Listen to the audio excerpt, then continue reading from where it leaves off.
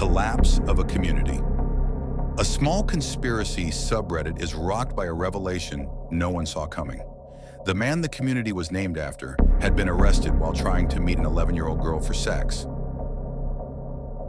In April of 2021, a man named Houston Wade started a podcast called Houston, We Have a Problem on his YouTube channel. His online persona was that of a science communicator with a particular interest in geology.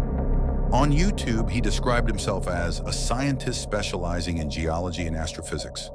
On X, he went by the name Rock God.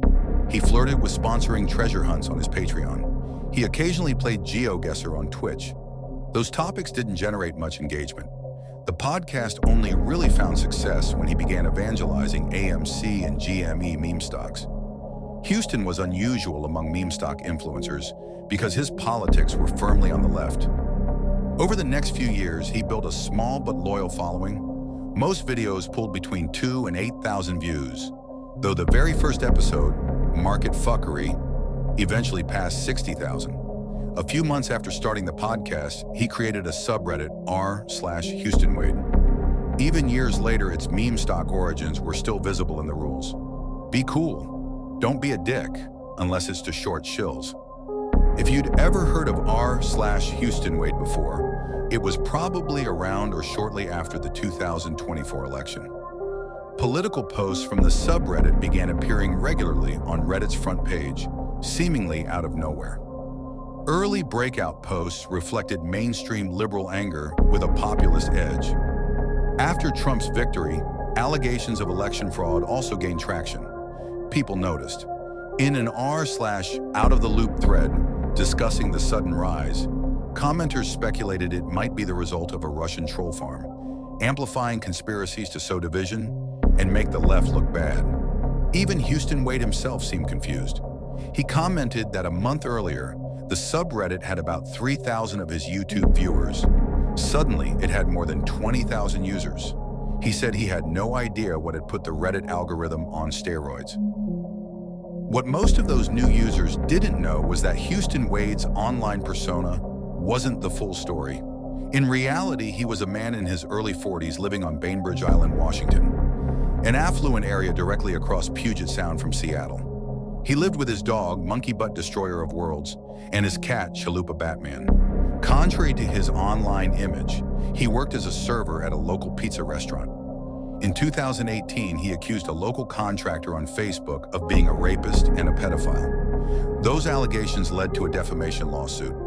When Wade refused to participate in discovery, the court issued a default judgment against him for $503,000. That judgment was upheld on appeal last year.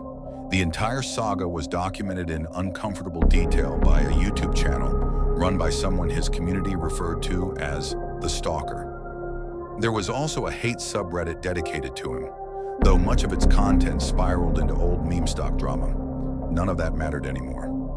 Last week, police in Bremerton, Washington, about a 45-minute drive from Wade's home, released a statement announcing the arrest of a child sex predator. Wade was identified almost immediately. Word spread quickly through the local community and then into his own subreddit.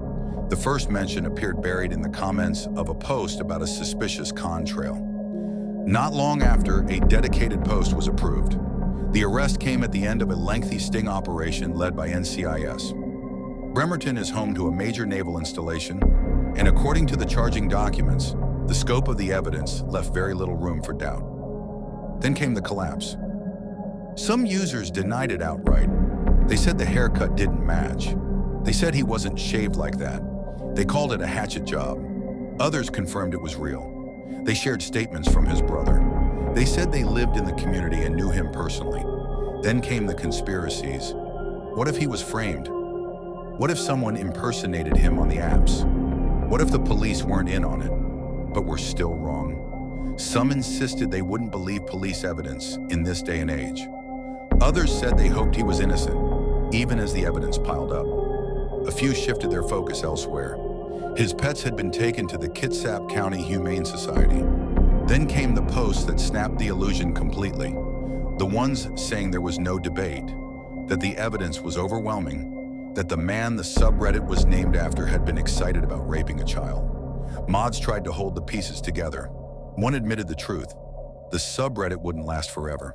Reddit would likely shut it down. For now, they were just trying to give people a place to process what had happened. All that remains now is the slow death of a community, a name poisoned beyond repair, a following forced to confront the fact that the person they trusted was never who he claimed.